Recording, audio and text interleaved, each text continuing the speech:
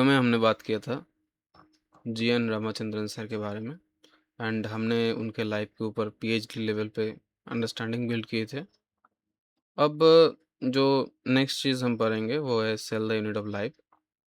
Cell the unit of life जो chapter है उसको हम थोड़ा-सा अच्छे से पढ़ेंगे। और रही बात तो यूनिट की जो इंट्रो है, इसको हम चैप्टर ख़त्म होने के बाद समरी के साथ एक साथ पढ़ेंगे, क्योंकि तब हम इसको ज़्यादा अच्छे से रिलेट कर पाएंगे। अब इस सेल को स्टार्ट करते हैं। पहली बात, सेल क्या है कि पहले एक सेल हम ड्रॉ करते हैं। किसी भी सेल ड्रॉ करने के लिए हम ऐसे ड्रॉ करेंगे तो भी लगेगा कि ये सेल है। हम ऐसे करेंगे तो सेल नहीं लगेगा। हम ऐसा करेंगे तो भी सेल नहीं लगेगा। हम ऐसे करेंगे तो सेल लगेगा। सेल किसी भी शेप के, साइज के हो सकता है। वो फंक्शन के ऊपर डिपेंड करता है, जो हम चैप्टर के आगे पढ़ेंगे। सेल पता है कि हमारे ह्यूमन की बॉडी में cell basic unit of life होता है। सेल वैसे तो हमने यहाँ पे किया भी है एक, रुकिए एक सेकंड आपको दिखाते हैं। दूसरे वाला चैप्टर्स का था, वो हमें तो इतना काम का नहीं है, हम इसे रखते हैं।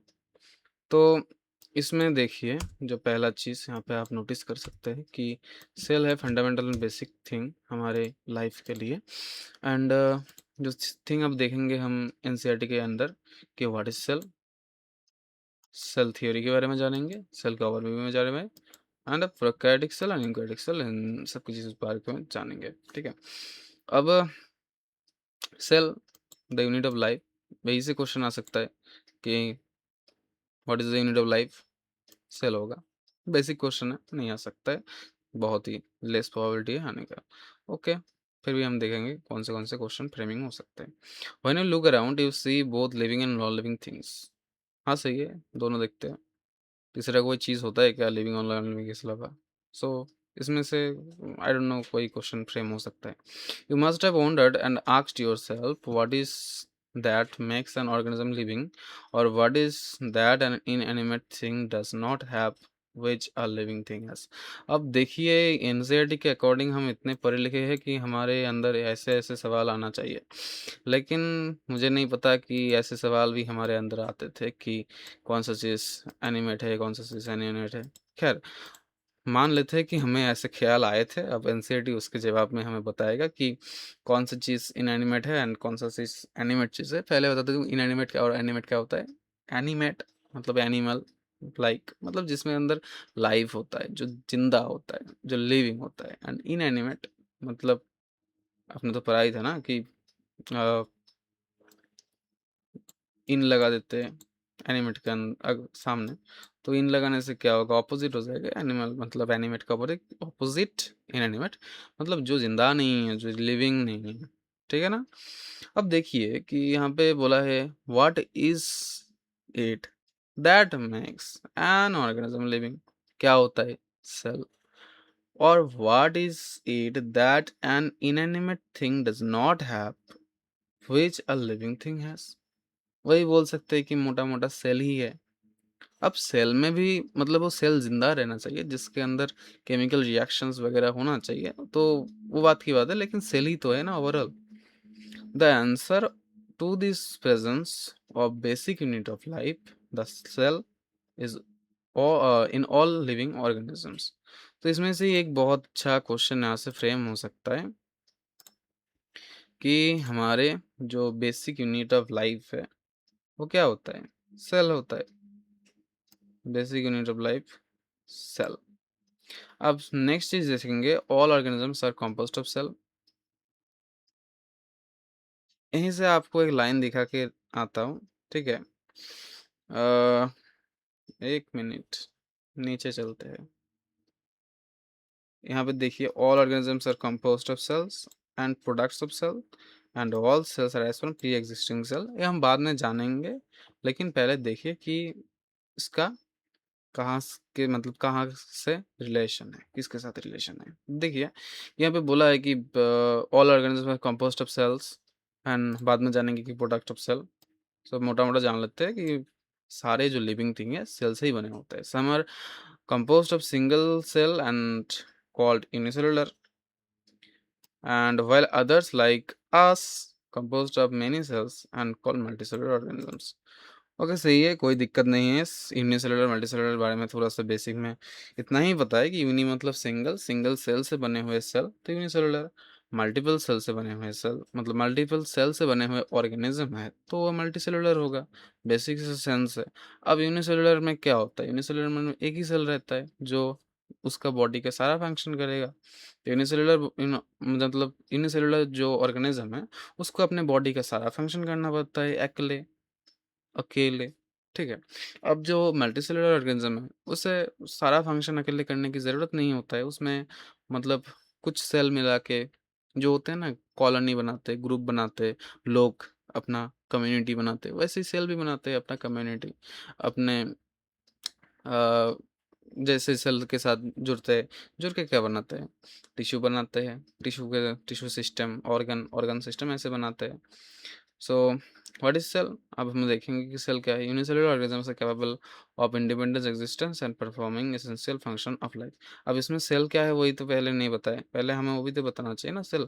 अब किसी भी तरह के सेल देखेंगे तो जस्ट आप एक बाउंड्री ड्रॉ करें। सेल में क्या होगा? बाउंड्री। ठीक है ना, बाउंड्री होगा और क्या होगा इसमें अंदर? साइटोप्लाज्म बोल सकते हैं। मतलब इसके अंदर फ्लूइड होगा एक। नाम आपको शायद नहीं पता हो सकता है, लेकिन एक फ्लूइड होगा। तो फ्लूइड एंड उसके साइड मतलब उसके सराउंडिंग में उसका मेम्ब्रेन होगा, बाउंड्री बोल सकते हैं। सो अब देखेंगे कि व्हाट इज सेल। सेल क्या है कि सेल मतलब कि एक यूनिट ऑफ लाइफ है। सेल मतलब एक बाउंड्री रहेगा। सेल मतलब उसके अंदर एक फ्लूइड रहेगा जिसे हम साइटोप्लाज्म बोलते हैं। सेल मतलब वो बेसिक यूनिट ऑफ लाइफ रहेगा। और सेल का मतलब है कि वो पिछले सेल से अराइज होगा। मैं बार बार क्यों बोल रहा हूँ इसका बहुत ही इंपॉर्टेंस है, बाद में देखेंगे। फिलहाल जस्ट इसको माइंड पे रख लीजिए। अब जो नेक्स्ट चीज़ है कि यूनिसेलुलर ऑर्गेनिज्म है कैपेबल ऑफ ग्रोथ। अभी मैंने भी वही बताया कि organism are capable of capable of independent existence, कि अकेले रह सकते हैं and performing the essential function of life, अपने ज़िंदगी के जो ज़रूरी चीज़ें हैं अपने आप कर सकते हैं। जैसे वही ना सिंगल लोगों की तरह खुद का काम खुद करना होता है और अकेले रहते हैं, इंडिपेंडेंट बोलते हैं, लेकिन अंदर ही अंदर जाने उनके दर्द। ठीक है। Anything less than a complete structure of cell does not ensure independent living. अब अब एक सेल से कम क्या ही हो सकता है? अगर किसी भी सेल को बनाना है तो जैसे बताया बाउंड्री तो होना चाहिए ना, एक तो सेल मिनिमम होगा ना लिविंग बोलने के लिए। जैसे वायरस को हम सेल नहीं बोलते। ठीक है ना। अच्छा, दिमाग में रख लीजिए कि virus is not a cell. देखिए मैंने यहाँ पे बोला भी है कि वायरस सेल नहीं है। ओके, ये क्या हो गया? हाँ अब सही है। ओके। अब देखिए यहाँ पे बोला है anything less than a complete cell cell does not ensure independent existence. तो इंडिपेंडेंट एग्जिस्ट नहीं रह सकता and hence not ensure independent living. So hence cell is the fundamental structure and functional unit of living organism. Functional क्यों बोला? Functional बोलने का reason नहीं है कि सेल के अंदर जो रिएक्शन होते हैं वो तो इम्पोर्टेंट है ना हमें ज़िंदा रखने के लिए। अब अगर सेल के अंदर तुम्हारा एनर्जी नहीं मतलब प्रोड्यूस होगा, सेल के अंदर एनर्जी किस मतलब कौन प्रोड्यूस करता है? माइटोकॉन्ड्रिया। तो अगर सेल के अंदर एनर्जी नहीं प्रोड्यूस होगा तो हम जिंदा कैसे रहेंगे, लिविंग कैसे रहेंगे? वही बात है। अब एंटन वैन ल्यूवेनहुक जो है इसका बहुत ही बड़ा रोल है। इसको शायद अपने पढ़ा भी होगा इसका मतलब जो इसकी बैक स्टोरी है। जो Anton van Leeuwenhoek first saw and describe life cell. अब इसमें ना मतलब एनसीईआरटी में फ़िलहाल तो नहीं है, कि पहले था कि इलेक्ट्रॉन माइक्रोस्कोप, जो इलेक्ट्रॉन माइक्रोस्कोप है उसका रोल बहुत ही ज़्यादा है। हाँ, यहाँ पे दिया गया है कि invention of electron microscope and its improvement leading to the electron microscope revealed all the structural details of cell. मुझे जितना पता है कि पहले वाले एनसीईआरटी में इसको बहुत ही डिटेल्स में दिया करते थे। बस इतना जान लीजिए कि इसमें एक टर्म आएगा रेज़ोल्यूशन। मतलब ये एनसीईआरटी के तो अंदर नहीं है बट कभी-कभी आपको पीआई को मिल सकते हैं। रेज़ोल्यूशन यही होगा शायद। सो रेजोल्यूशन में क्या होता है ना, एक मिनट रुकिए, इसको मैं ठीक कर लेता हूँ। रेजोल्यूशन पावर मीन्स होता है कि आप दो क्लोज पॉइंट को आप क्या कर सकते हैं, सेपरेट या फिर डिस्टिंग्विश, खैर जो भी हो, सेपरेट कर सकते, डिस्टिंग्विश कर सकते दो क्लोज पॉइंट्स को, यही होता है रेजोल्यूशन पावर।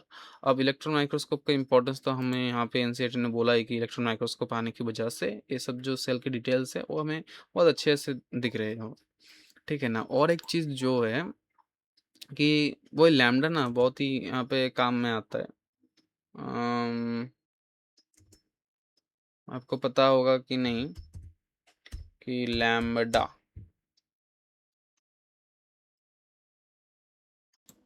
हाँ, और एक चीज़ कि लैम्डा जो है, लैम्डा क्या होता है, स्मॉल होता है।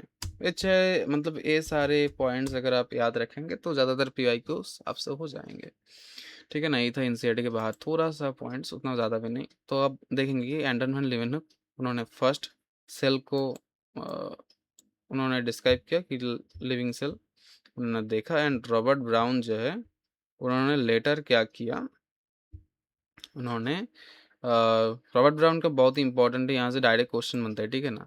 यहाँ का पॉइंट आप जरूर जरूर रट लेंगे कि जो रॉबर्ट ब्राउन है उन्होंने न्यूक्लियस को डिस्कवर किया है।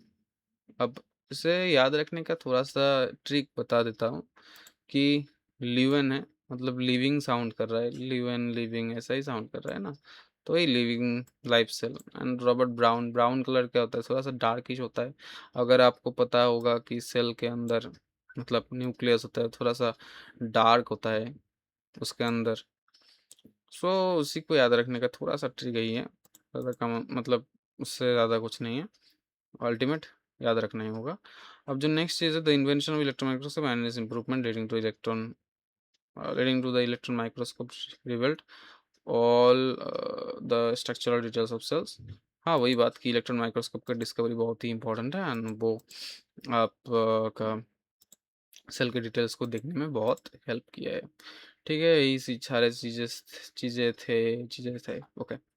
अब जो बात होगा कि हम अब आज यहाँ तक पढ़ेंगे, क्या है ये सेल थ्योरी।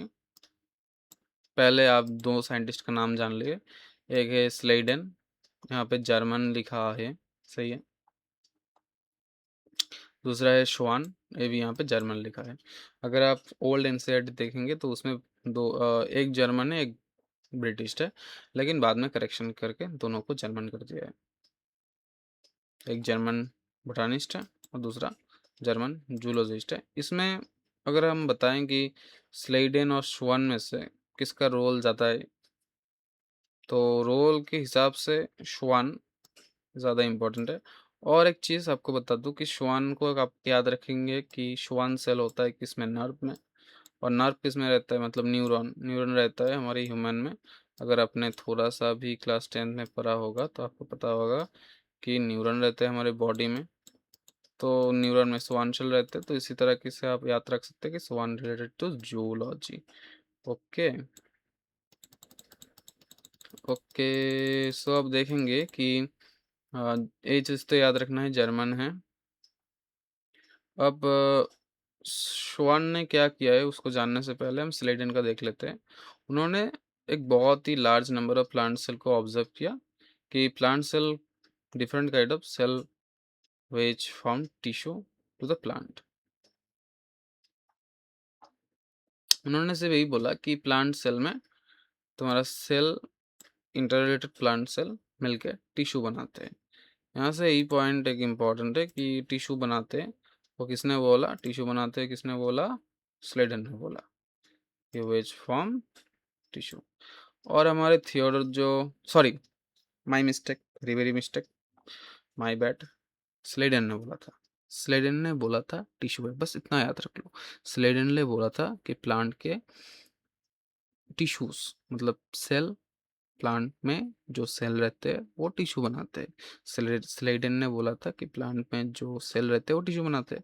और स्वान ने, हमारे स्वान, इनका ऑरा ही अलग लेवल का है। अब इनका भी गॉड लेवल का फादर आएँगे, ठीक है ना? तो लेजेंड है स्वान।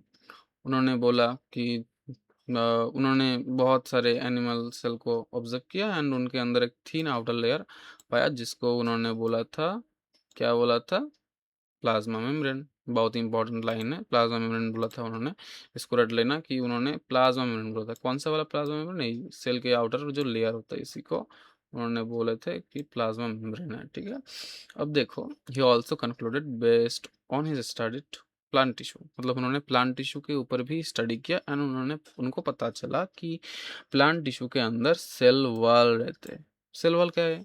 सेल वॉल ही सेल के जो मतलब प्लाज्मा मेम्ब्रेन है उसके ऊपर और एक कवरिंग है, इसी को उन्होंने बोला सेल वॉल, ठीक है। इसी को उन्होंने बोला सेल वॉल। तो इस उन्होंने देखा कि प्लांट सेल के ऊपर सेल वॉल रहते हैं। अब सेल वॉल का फंक्शन क्या है? यूनिक कैरेक्टर देते हैं प्लांट को, वही तुम्हारा मतलब प्रोटेक्शन देना ही उसका काम है। अब देखो, basis on the basis of this Schwann proposed a hypothesis that bodies of animal and plant are composed of cell and product of cell. देखो यहाँ पे कंफ्यूजन नहीं होता है। अगर देखोगे तुम लोग कि स्वान ने बोला था, किसने बोला था? स्वान ने। किसके बेसिस पे बोला था? कि उन्होंने जो स्टडी किया एनिमल टिश्यूज के ऊपर एंड प्लांट टिश्यूज, मतलब एनिमल सेल के ऊपर एंड प्लांट सेल के ऊपर, एंड उसके बेसिस पे उन्होंने बोला है ऑब्वियसली। एंड उनके हाइपोथेसिस के अकॉर्डिंग, बहुत ही इंपॉर्टेंट पॉइंट है उनके हाइपोथेसिस के अकॉर्डिंग, कि जो एनिमल एंड प्लांट के बॉडीज है वो सेल से बनते हैं, ऑब्वियसली वो सेल होता है।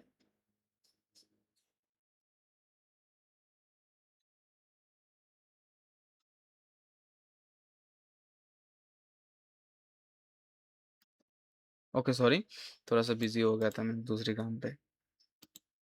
नो प्रॉब्लम, देखते ही फिर से। On the basis of Swan proposed the hypothesis that the bodies of animal and plants are composed of cells and products of cells। यहाँ पे एक बहुत ही इंपॉर्टेंट चीज जो गलती होता है, क्या होता है कि प्रोडक्ट ऑफ सेल बोला है। मतलब क्या है कि सेल से क्या बनता है? पहले प्रोडक्ट समझे, प्रोडक्ट क्या होता है कि किसी कंपनी में, जैसे हमको पता है कि चाइना से कुछ कंपनी माल खरीदते हैं, खरीद के असेंबल करते हैं, खरीद के अपने नाम पे प्रोडक्ट बेचते हैं इंडिया पे। उसी तरह समझो कि कुछ सेल से बनता है, टिश्यू टिश्यू से बनता है ऑर्गन, ऑर्गन से बनता है ऑर्गन सिस्टम, एंड उससे बनता है हमारा पूरा बॉडी का मैकेनिज्म व फ्रेमवर्क, जो भी बोलो। सो हम बोल सकते हैं कि जो भी हमारे एनिमल एंड प्लांट के बॉडी है वो बनता है सेल से, एंड या फिर बोल सकते हैं कि सेल के प्रोडक्ट से बनता है। मतलब ओवरऑल सेल से ही बनता है एंड उसका प्रोडक्ट से ही बनता है। समझ में आ गया? प्रोडक्ट मतलब यहाँ पे टिश्यू या फिर ऑर्गन, ऑर्गन सिस्टम वगैरह के बात कर रहे हैं। अब देखो एक चीज़ मुझे बताना है कि देखो, जो उन मतलब उनके अंदर जो कोऑर्डिनेशन होता है ना, कि बनते कैसे हैं?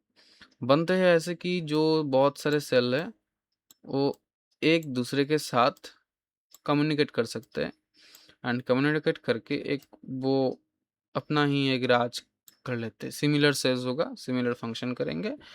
सो ऐसे ही तुम्हारा टिश्यूज बनता है, टिश्यूज से बहुत सारे टिश्यू मिलकर ऑर्गन, मतलब रफली यही समझ लो कि एक जैसे चीज अपने आप के साथ एक कम्युनिटी बना लेते हैं।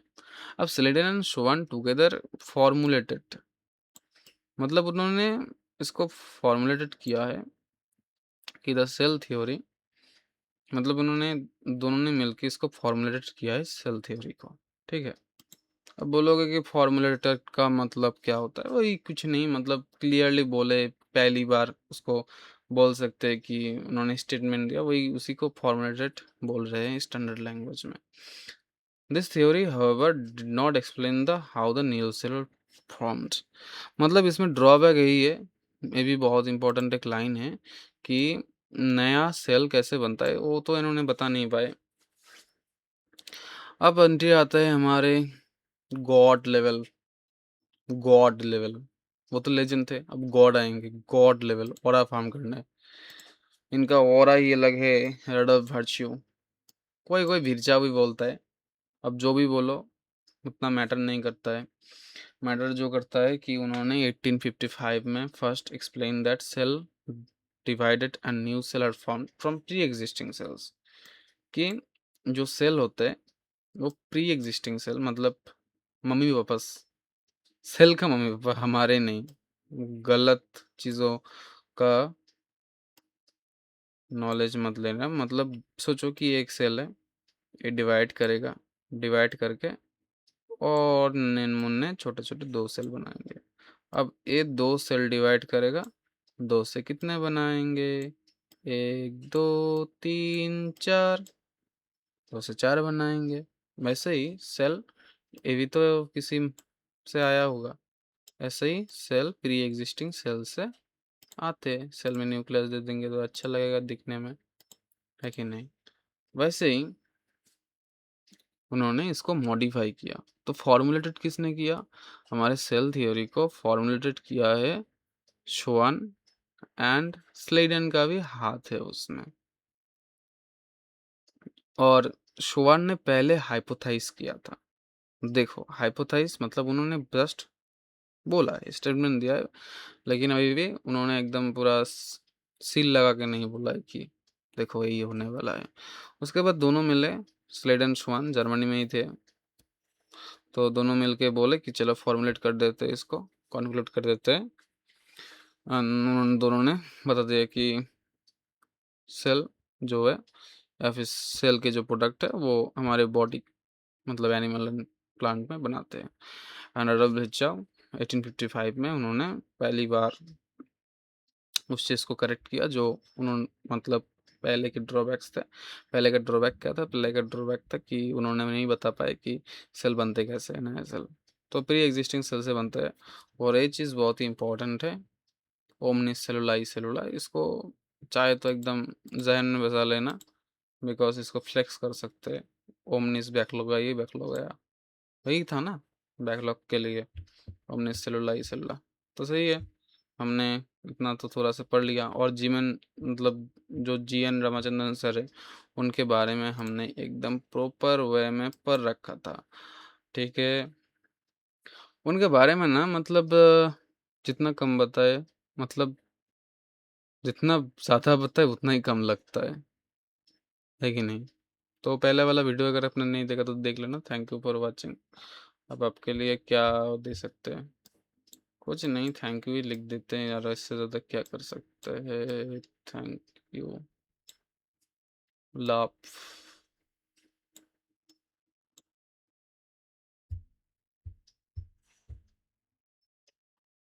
Okay, bye bye.